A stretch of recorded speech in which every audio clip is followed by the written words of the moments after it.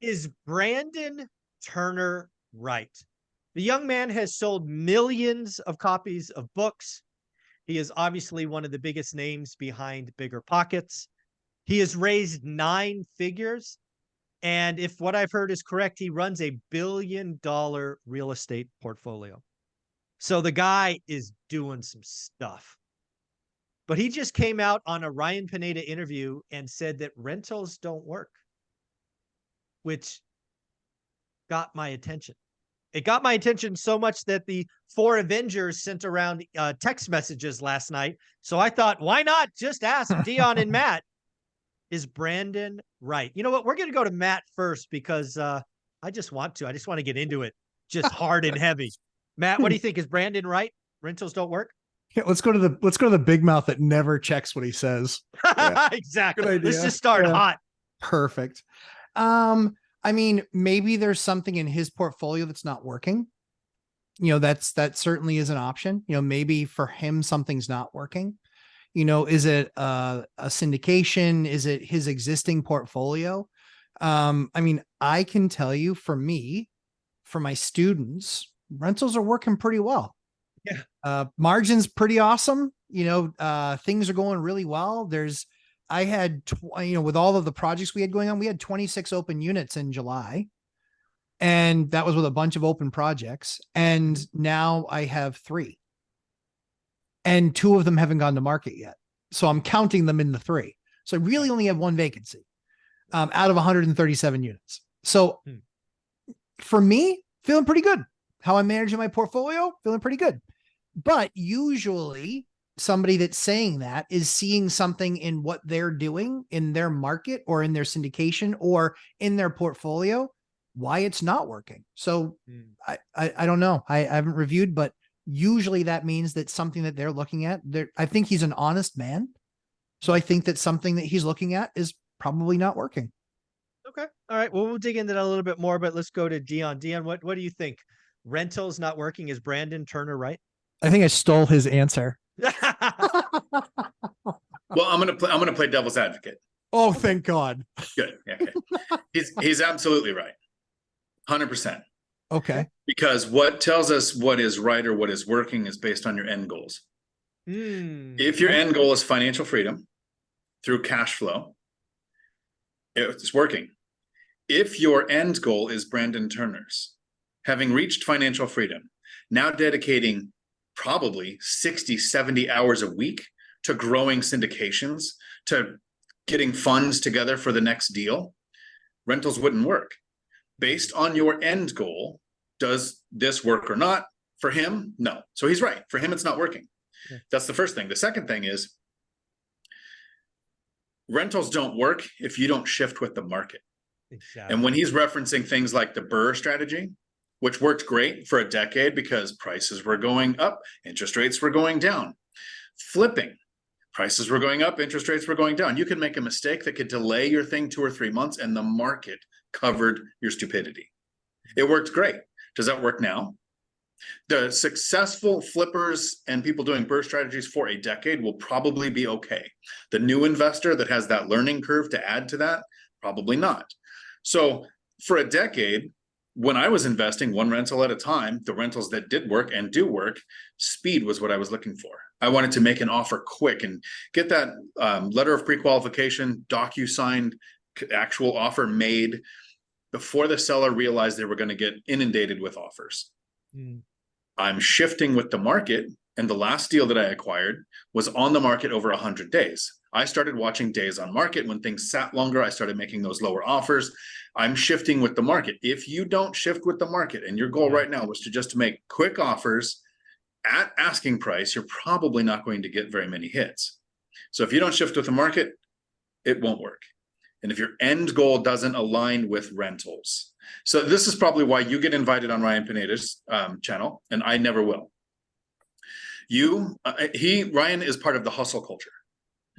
Couch flipping to generate income, to become a social media, he's just a monster and growing, doing it really smart. You are about focus, daily discipline, do the work, 1 rental at a time, that hustle culture, right? I'm the lazy guy. I'm like, do as much as you can in a short period of time so you never have to do anything again.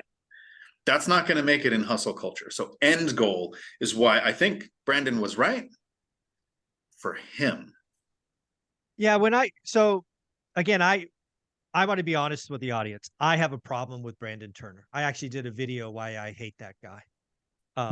So I'm not going to rehash any of that. But what I am going to say is when I sat back after watching that 90-minute discussion, what I really heard Brandon say, and this is reading between the lines, it is clearly my opinion, and I could be wrong, is, guys, what I am really, really good at is raising lots of money.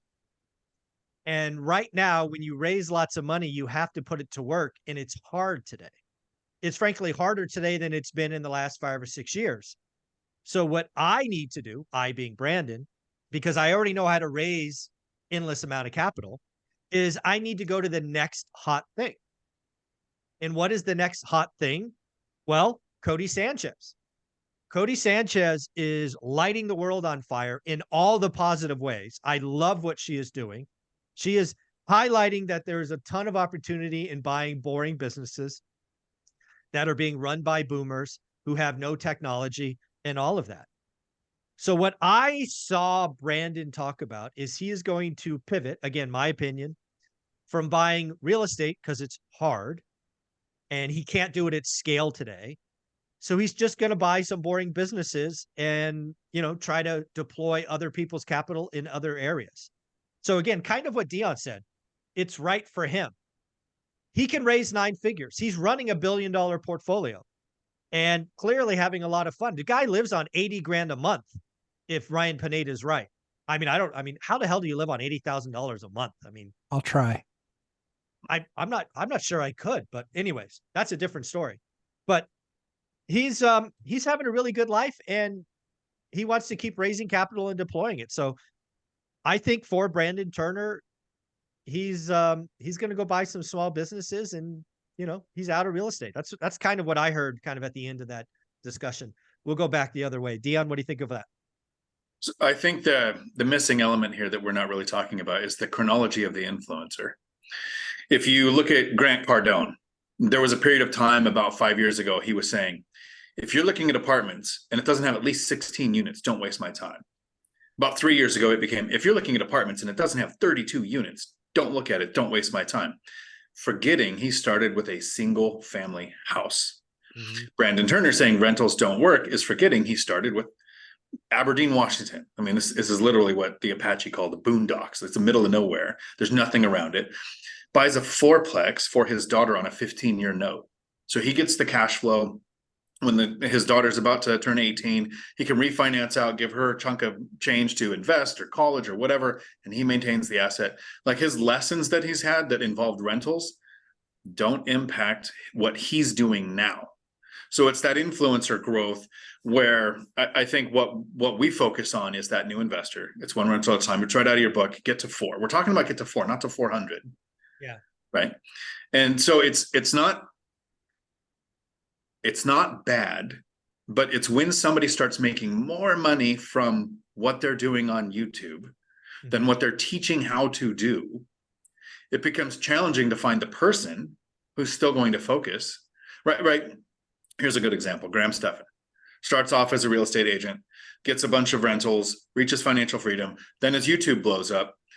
Most of his content now is to get views. It's reacting to millennial money videos and stuff. But about 1 in 20 videos, it's fundamentals, the real basics. Here's how credit card, here's how your credit score works. Here's how one rental can do. So he still has that going on. I think we're losing that with some of the influencers that get so big, they get into syndications. Yeah, well said. Yeah. Matt, any thoughts on all that? I mean, I think that it's going to be tough to deploy, 100 million in small businesses. It's going to be tough to deploy that. So I'm a small business guy. Do you think it's harder? Well, here's the question. And again, this is my opinion. He's looking at multifamily. He's looking at, he likes trailer parks, I think. And he's like, that's really hard today. And maybe he's like, hey, this next new shiny maybe he's suffering the shiny object syndrome. And he's like, hey, Cody Sanchez lighting the world on fire. He's a huge influencer. He probably has met Cody. I think he interviewed Cody actually on his podcast, so they know each other. maybe he's suffering a little shiny object syndrome. I don't know. I mean, I think that, what she does an amazing job at is making it seem like all any business needs is a great operator. There's plenty of businesses out there that no matter how great the operator is, they're stupid, like buggy whips. Okay. Like there's plenty of buggy whip businesses now today. There's many fewer now than there were 100 years ago.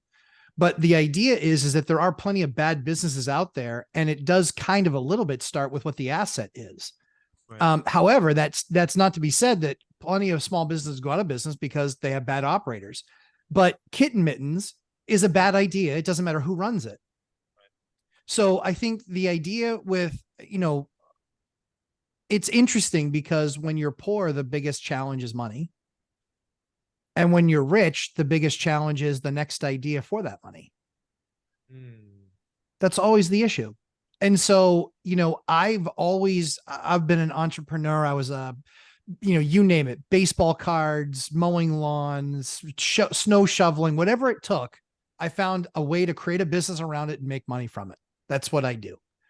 And so for me, in looking at real estate, that's what I did. That's what I picked. It's the best path for me. It's one I'll continue to expand on, but I still look at other businesses all the time. I own some of them. And, with being a great operator, yeah, it'll be more successful than other operators, but that doesn't mean it's worth my time. Yeah. Like it's hard to find a business to put 100 million or even 10 businesses to put 10 million bucks into that you can then put that 10 million bucks and you can turn it into 50, even in 10 years. You can do that with real estate in a 10 or 20 year period. You can't do that with many other assets. You just can't. So that's where I think the challenge is going to become is I like boring businesses as well. So I'm all about that. But yeah, it'll be interesting to see what he does because there's a lot of trailer parks are cool. I just turned one down. And it was massive. It was something I could get the funding for and the whole 9 yards. And I was just like, it doesn't give me the feels. I don't feel it with this thing, but yeah, so this is where we're looking at asset inflation taking over because there's so many wealthy people out there with a ton of money still on the sidelines and they're not feeling it with the stock market anymore. And they bought as much Bitcoin as they want. Yeah. I think at the end of the day, kind of what Dion and both of you are saying is I think Brandon, he has a skill, a reputation, the ability to attract funds, and he is leveraging that to all it's worth. Good for him. Mm-hmm. But I do think kind of what Dion was saying earlier is a lot of people up the influencer scale are forgetting about where they started. Of course. And there's a lot more people. There are a lot more people that should get to 4 rentals versus invest in a syndication. Agreed. I believe most people should build confidence in themselves and do it on their own and just focus in daily discipline versus, hey, I'm going to give, some guy on, that I saw online my last 50 grand. It just doesn't feel like the right thing to do. Let's wrap this up. Matt, where can people find you? Lumberjack Landlord on YouTube and Instagram. And I would like to see Pineda on Undercover Billionaire. Ooh, that would be fun. Because I think because he's a hustler, he's one of those guys that would get on there. If he were broke tomorrow, 5 years, he's rich again. Yeah, I think I've met Ryan Pineda. I've obviously been on his show. Yeah. I've talked to him multiple times. He just has it. He does. He just has it. So yeah, I think he's a guy to watch. I watch what he's doing. Hence, I watched the Brandon Turner interview because it was on his channel. Dion, where can people find you in closing thoughts? Normally, you can find me right here on YouTube, Dion Talk Financial Freedom, where I do my live streams every Tuesday, 4 p.m. Pacific. But sometimes, because of rentals and how they don't work, I have to travel all over the country and find ways to spend money. Like this week, I'm in San Antonio. If you come down here, I recommend the Riverwalk. Yeah. Yep. I recommend the Natural Bridge Caverns. Yes. And I will recommend whatever I find today or tomorrow because I haven't found it yet. And you're drinking Coors at, I guess it's 10:15 for you. You can't drink all day unless you start early. There you go. Dion Talk for the win. Thanks, guys.